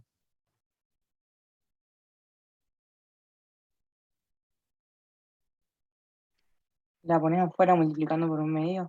Bien, 1/2 por el logaritmo de, vamos a agrupar las constantes, del KPS por la constante de hidrólisis. ¿Está bien? Y acá me queda, protones está dividiendo, podemos dejarlo separado. Menos 1/2 de nuevo, el logaritmo de la concentración de protones. ¿Está bien? Está bien lo que hice, ¿no? Contrólenmelo porque con esto ando medio flojo, ¿eh? Sí, sí. Bien.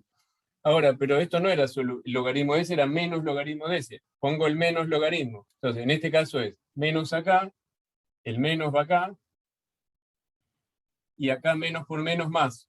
¿Está bien?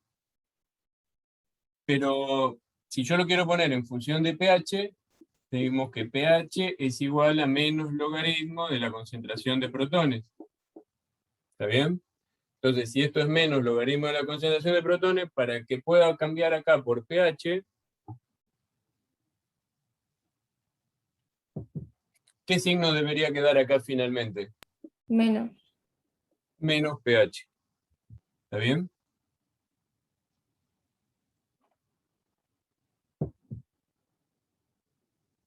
Entonces, fíjense, esto se puede explicar fácil. Dijimos que esto era una recta con pendiente negativa, como se puede ver acá, ¿sí? Tenemos pendiente negativa.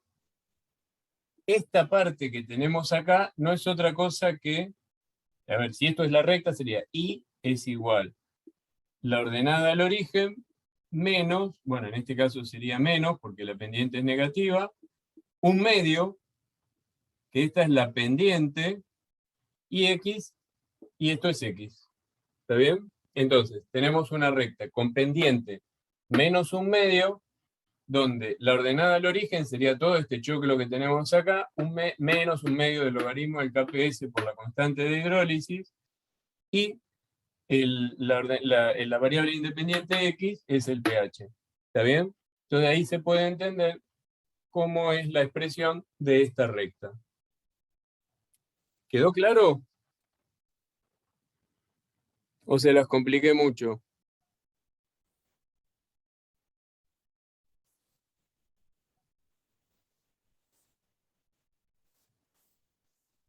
Acá viene todo lo que yo le expliqué, y acá tenemos la misma grafiquita. ¿Mm? ¿Se entendió, chicos? Sí, sí. Bien. Otra cosa que puede pasar en lugar de que hidrolice el catión es que hidrolice el anión. ¿Está bien? Los aniones, a diferencia de los cationes, hidrolizan a pH ácido. Imagínense un sulfuro, imagínense, a ver, no se me ocurre otro. Bueno, un sulfuro podría ser un sulfato, la hidrólisis del sulfato va a ser poca. Entonces, el gráfico no sería Carbonato. igual. ¿Cómo? Carbonato. Los aniones orgánicos, oxalato, Sí, tartrato. oxalato, tartrato. ¿Sí? Lo que pasa que, bueno, no son buenos ejemplos porque, bueno, yo acá para ejemplificar lo que les di es una sal muy simple, un catión mono positivo, anión mono negativo. Obviamente la forma de esta gráfica cambia si se trata de un catión o de un anión un poco más complejo. ¿Está bien? ¿Por qué? Si el catión que hidroliza en 2 etapas, entonces no tendríamos 2 zonas nada más en la curva, sino que tendríamos 3. Lo mismo si el anión que hidroliza, por ejemplo, fuera el sulfuro, perdón, entonces tendríamos una zona donde está todo como sulfuro, una zona donde está como sulfuro ácido y otra donde está como sulfuro diácido. Entonces, el ejercicio sería un poco más complejo, ¿está bien? Y es lo que pasa más en la realidad, porque cationes que hidrolicen o aniones que hidrolicen, que tengan una sola carga positiva y una sola carga negativa, prácticamente son muy pocos, prácticamente ninguno. Pero bueno, en el caso del anión, la cuestión sería la misma, la ecuación de la solubilidad del anión quedaría, como ven ahí, la raíz del Kp multiplicada por protones más cada acidez sobre cada acidez, y también vamos a tener 3 zonas, pero bueno, la cuestión va a ser más o menos al revés, porque la hidrólisis se va a dar a pH ácido y no a pH alcalino. Con esta hidrólisis del anión, les sugiero que ustedes traten de resolverla y haciendo el mismo razonamiento que hicimos nosotros acá, y que lleguen a cuál es la ecuación que relaciona cada uno de esos sectores de la curva. Siempre recuerden las condiciones de contorno. Condiciones de contorno son 3. Una, a donde no hay hidrólisis. En el caso del catión se va a dar a pH ácido, en el caso del anión se va a dar a pH alcalino. Otra, donde el pH es igual al pKa, en el caso del anión, o al pKb, en el caso del catión, a donde, bueno, se igualan los factores del término que está entre paréntesis, y otra es donde se genera la hidrólisis, y es donde tienen que buscar generar esa recta, que en el primer caso era una recta con pendiente negativa, y en el segundo caso es una recta con pendiente positiva. Y traten de hacerlo. Igualmente la próxima clase vamos a volver sobre este tema, pero traten de hacer ustedes esa deducción para ver si les sale. Pensé que era más temprano, ya son casi las 5. Yo que quería hacer un montón de problemas.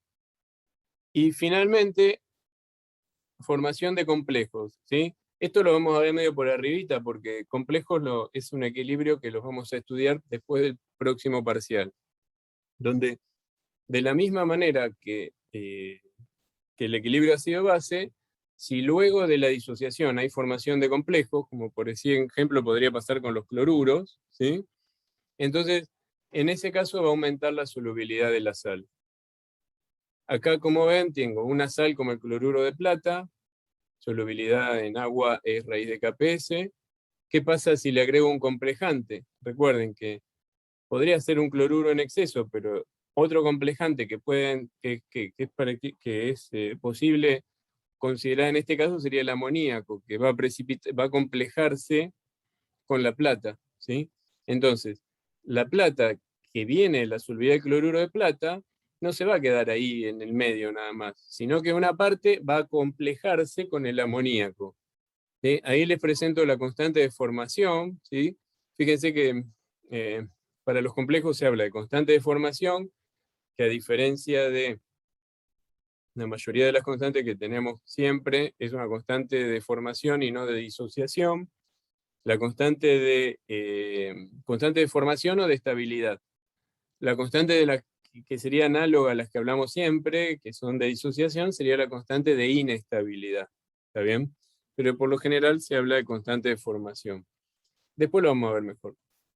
Ahora, cuando planteamos la solubilidad, en el caso del cloruro, que no va a hidrolizar, que no va a complejarse, la solubilidad sería igual a la concentración de cloruro, pero en el caso de la plata, la solubilidad estaría dada por la cantidad que quedó en forma libre, luego de solubilizarse, más la cantidad que se complejó. ¿Está bien? Entonces, en base a eso, tendríamos que recalcular la solubilidad. Pero eso vamos a volver más adelante.